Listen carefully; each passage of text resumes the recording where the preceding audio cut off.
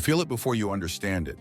That quiet shift in a person's eyes, the kind that makes your skin tighten even when their smile stays soft. Jung warned you about this type long before you ever learned to name it. The people who look harmless, gentle, stable, until you notice the shadow behind them. The ones you let too close. The ones who study your wounds before showing you theirs. And you've carried this longer than you admit. Jung said the psyche isn't a temple. It's a battleground. And certain people walk into your life not to love you, but to feed from the unguarded parts of you. The parts you keep soft, the parts you keep open, the parts you think make you good. You're not imagining this. You feel danger before you see it. Jung would whisper, trust that, because there are 6 types, 6 psychological silhouettes that never arrive as threats. They arrive as warmth, curiosity, validation, or empathy. But their core? It is the shadow trying to escape its own darkness by pulling you into it. This is where your life begins to make sense. And this story is not about fear, it's about awakening. It's about noticing the moment someone's footsteps echo wrong in your life and realizing you're allowed to walk away before they show their teeth. Tonight, you learn what Jung wanted you to know, but most people never hear until it's too late. There are 6 people you must never trust, and one of them has already touched your world. You replay fragments in your mind, conversations you brushed off, moments you justified, instincts you swallowed. You told yourself it wasn't a pattern, just a coincidence. But your psyche never lies. Your shadow never lies. People do. Jung believed the unconscious sees the truth long before you consciously recognize the threat. The tension in your chest, the hesitations, the way your voice softens around certain people as if shrinking to avoid provoking something unseen. They felt small at first, a strange pause, a wrong tone, a smile that didn't reach their eyes. But every danger begins as a micro-expression, and as you walk deeper into this path, something in you stirs, a knowing. A memory of someone who fit this list perfectly. Someone who drained you slowly, quietly, strategically. Someone who shaped your self-doubt and fed on it. You're not broken. You were never taught another way. The first type Jung warns you about hides in plain sight. The second type blends into your circle. The third appears as salvation. The fourth studies your weaknesses with frightening accuracy. The fifth builds their power through silence. And the sixth is the reflection you fear the most.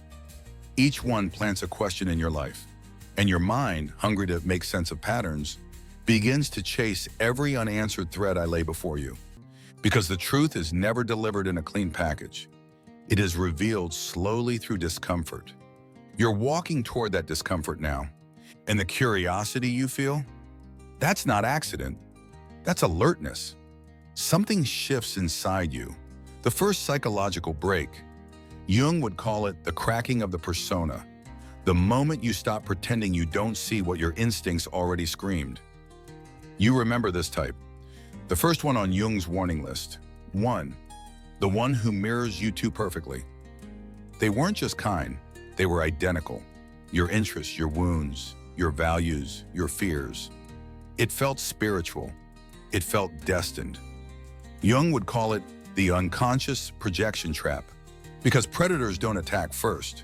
They reflect you and they study your desires like a language.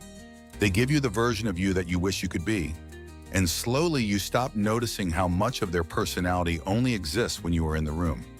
You felt it. That little drop in your stomach when you realized they never actually revealed themselves.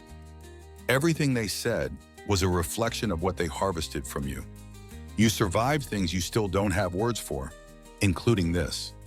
But here's the forbidden truth Jung whispered beneath his theories. The person who mirrors you too perfectly isn't showing compatibility. They're showing strategy. And once you see that pattern, you never unsee it again.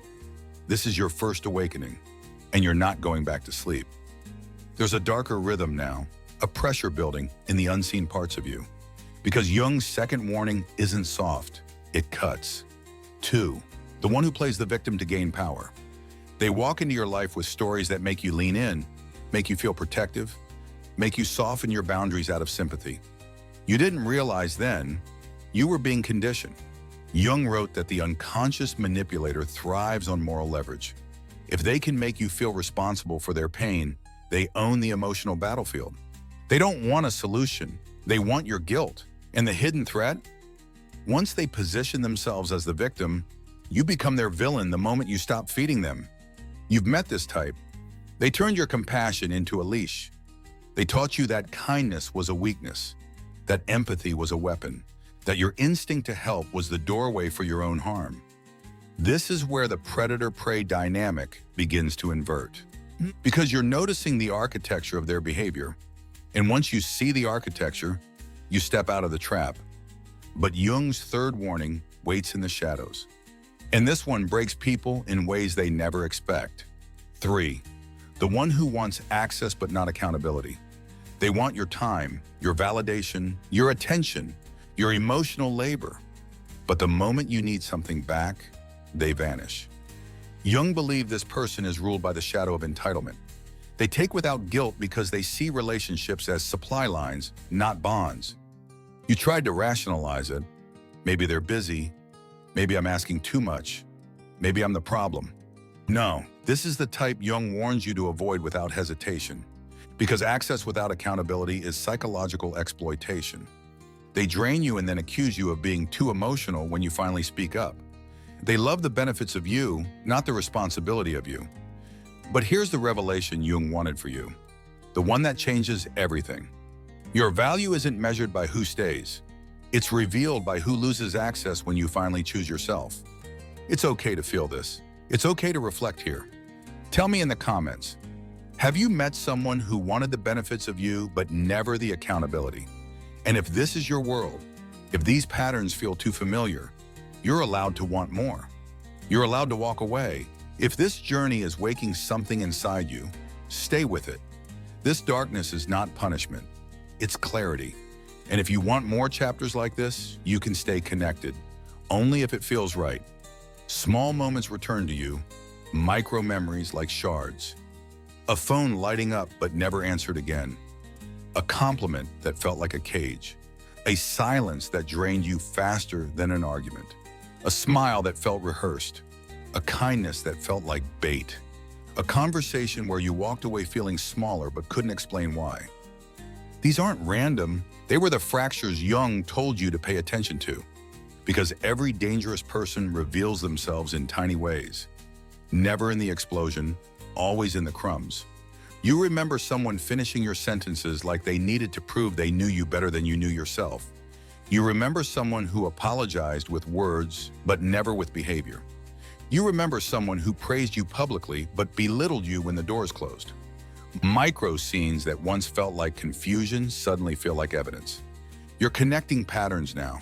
You're stepping into awareness, and that awareness is power. The next 3 types, the final 3 silhouettes, will flip everything you thought you knew about trust. This is where the transformation sharpens. You walk into the memory slowly, like a room you once feared entering. The air is thick with the echo of someone's presence, someone who didn't feel wrong at first. That's how Jung said the shadow works. It approaches softly, not violently. It wraps itself in charm so your instincts second-guess themselves. And you feel the temperature drop again as you remember the 4th type he warned about. 4. The one who studies you instead of loving you. You feel this person before you understand them. Their eyes don't just look, they measure. Their questions aren't curiosity, they're extraction. Their silence isn't peace, it's analysis. You walk into a conversation with them and walk out feeling exposed, as if they took notes on your soul while you thought you were simply talking. Jung said this type doesn't want connection. They want leverage. They catalog your fears, your insecurities, your unresolved wounds, not to soothe them, but to use them as psychological pressure points later. And you feel it now. That one person who remembered every vulnerable thing you ever whispered, not out of intimacy, but out of strategy. Something inside you stiffens, your chest tightens. You can almost hear Jung's warning. Beware the person who listens too closely. They are not empathizing, they are mapping. You survived someone like this, you just didn't understand the game they were playing. Not until now. Threads open in your mind. Too many at once. How did you not see it? Why didn't they ever reveal anything real about themselves? Why did every confession you gave feel like a gift they didn't reciprocate? Because the fifth type hides behind silence. 5. The one whose silence is calculated, not peaceful. You mistook their quiet for depth. You mistook their stillness for safety. But Jung warned, the repressed shadow doesn't stay repressed, it waits. This type watches the world like a predator in tall grass. They don't speak because they're listening for advantage. They don't reveal because it would make them vulnerable. They don't show their hand because it would limit their options. They made you feel calm, but also strangely uncertain. They made you feel comfortable, yet subtly off balance. They created a peace that somehow felt expensive. Your instincts whispered, something is missing, something is off, something is unseen. You weren't imagining it. You were sensing the shadow they refused to acknowledge. But Jung's darkest warning wasn't about the mirroring type, or the victim type, or the extractor, or the silent strategist. No, the final type is the one no one wants to recognize, because it forces you to confront something terrifying inside yourself. The rhythm shifts. The entire story tightens. Your breath goes shallow because you already know where this is going. Jung's final warning. 6. The one who reflects the shadow you haven't faced in yourself. This person isn't dangerous because they're cruel. They're dangerous because they activate the part of you that you pretend doesn't exist. The part of you that tolerates disrespect. The part of you that over-explains. The part of you that ignores intuition. The part of you that attaches to potential instead of reality. The part of you that confuses intensity with intimacy. The part of you that thinks surviving is the same as being valued. This person triggers you because they expose the wounds you've avoided. They force you to meet the version of yourself you still fear. They make you cling, chase, question your worth. Not because they are powerful, but because they awaken the shadows you buried. This is the type Jung feared most. Not because they break you, but because you break yourself around them. A strange tension rises in your throat. Not fear, but recognition. You feel Jung whispering through your silence. Until you make the unconscious conscious, it will direct your life, and you will call it fate. This is the moment you stop calling it fate. This is the moment you reclaim your power. You feel something settle inside you now, heavier than fear, but cleaner than confusion. You see the 6 types clearly, maybe too clearly. You trace their faces in memory, their voices, their patterns, and something unexpected happens. You don't feel weak anymore. You feel awake, because now you know the truth Jung tried to give the world. Danger doesn't show up with a knife. It shows up with charm, with need, with silence, with familiarity, and with the version of you that you still haven't healed. But here's the twist. The power shift you never saw coming. You don't escape these people by running from them. You escape them by outgrowing the parts of you that let them in. Your awareness is the weapon.